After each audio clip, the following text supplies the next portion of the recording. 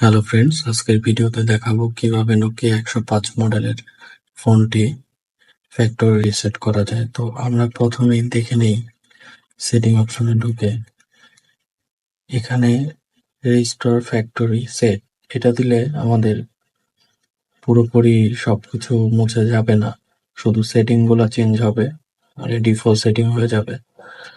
তো এটা আমরা দিয়ে দেখলাম, তো ওইরকম ভাবে ফ্যাক্টরি রিসেট হচ্ছে না।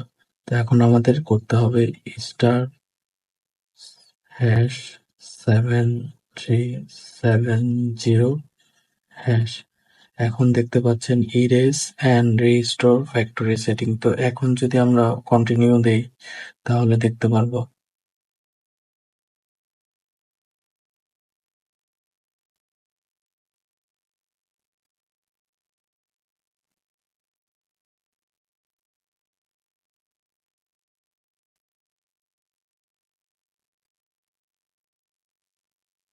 তো এখন দেখতে পাচ্ছেন একদম প্রথম থেকে নতুন অবস্থায় যেরকম ছিল ওইরকম হয়ে গেছে।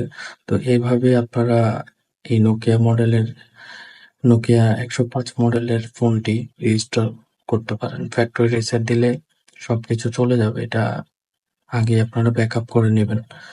তো এখন আমরা দেখতে পাচ্ছি যে পুরো ফোনটা ক্লিন হয়ে গেছে, মানে আগের কোনো ডাটা নাই, এখন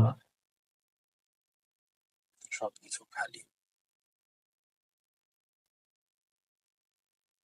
তো এইভাবে আপনারা নোকিয়া 105 মডেলের ফোন বা যে কোনো নোকিয়া ফোন, বাটন ফোন, এভাবে ফ্যাক্টরি রিসেট করে নিতে পারেন।